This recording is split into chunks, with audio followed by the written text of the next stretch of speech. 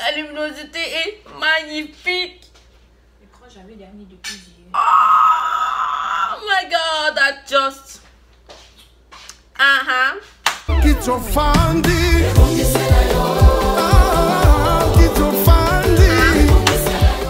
tout le monde. Bienvenue à tous et à toutes sur ma chaîne YouTube. Donc on se retrouve pour une nouvelle vidéo aujourd'hui. Mon dieu, je suis tellement amoureuse de la luminosité, c'est fou hein.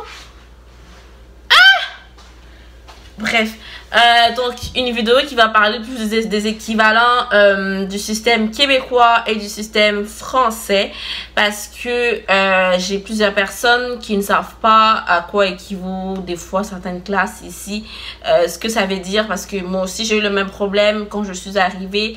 J'avais du mal à comme distinguer, excusez-moi je regarde ma soeur, à comme distinguer la différence. Des fois je me disais mais c'est quoi un secondaire 1, c'est quoi un secondaire 2.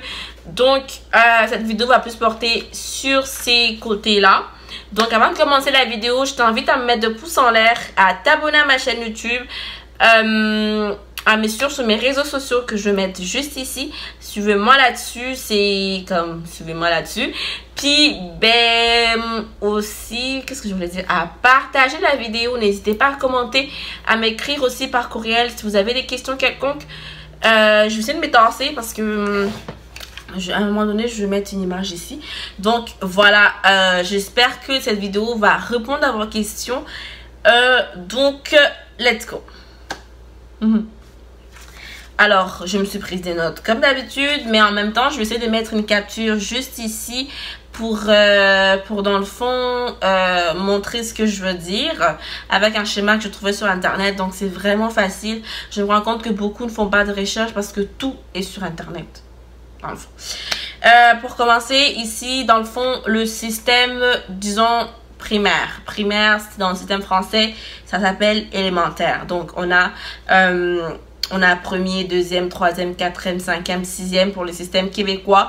Je vous mets à quoi ça équivaut dans le système français. Donc, ça équivaut à grande section pour première, CP, CE1, CE2, CM1, CM2. Ça, c'est vraiment le système primaire. Ça s'appelle ici primaire. Puis, dans le système français, élémentaire. Pour ce qui est du collège dans le système français, puis du secondaire ici.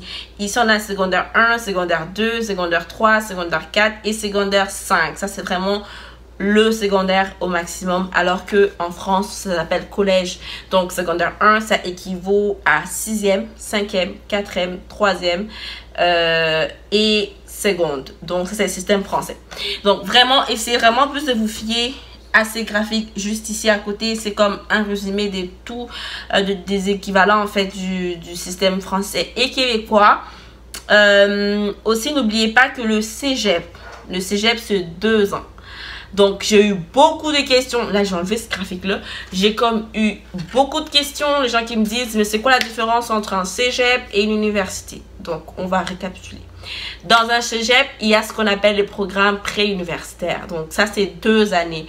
Donc, ici, c'est obligatoire quand tu as commencé un système canadien, après les secondaires 5, de faire 2 années de cégep. Donc, c'est ce qu'on appelle collège 1, collège 2. C'est vraiment des années qui vont te préparer à rentrer à l'université. Ce qu'on appelle, comme je l'ai dit tantôt, programme pré-universitaire. Mais en France, c'est chez nous le programme, dans le système français, le 2 années du programme pré-universitaire correspond à l'année de première et à l'année de terminale. Donc, n'essayez pas de vous dire, je vais aller au cégep, je fais une session pré-universitaire. Dans le fond, si tu as un bac français et que tu retournes au cégep pour faire le système pré-universitaire, tu recommences à... Genre, tu refais ton année de première et ton année de terminale. Parce que la première et la terminale correspondent aux 2 années du cégep. Je répète, la première et la terminale correspondent aux 2 années du cégep. Donc, ça, c'est ce que, dans le fond, c'est les programmes qu'on trouve au cégep.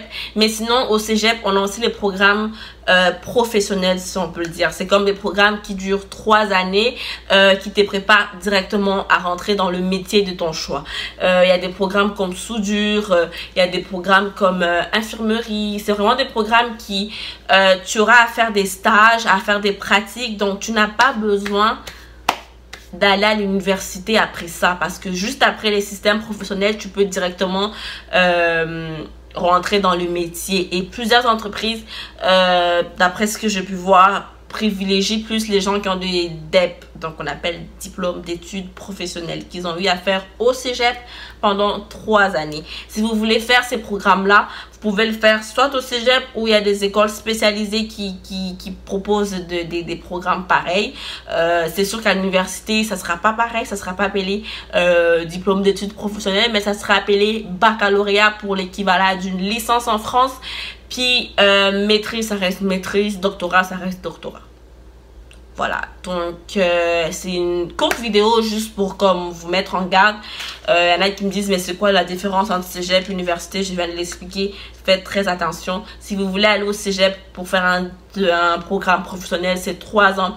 Si vous voulez aller au cégep pour faire un programme pré-universitaire alors que vous avez déjà un bac français, ça ne sert absolument à rien, parce que les 2 années du cégep équivaut à l'année de première et à l'année de terminale.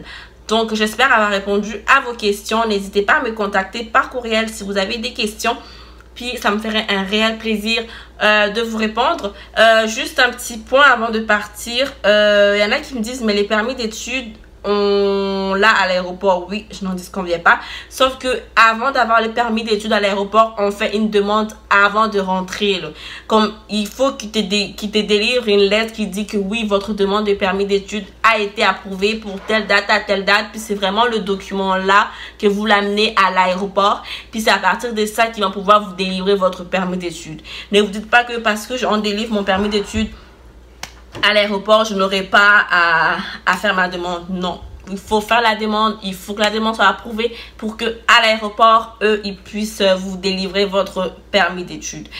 Et donc voilà, j'espère avoir fait le tour. On s'est dit ben à la prochaine pour une nouvelle vidéo. N'hésitez pas à me mettre en suggestion les vidéos que vous aimeriez voir plus sur ma chaîne YouTube.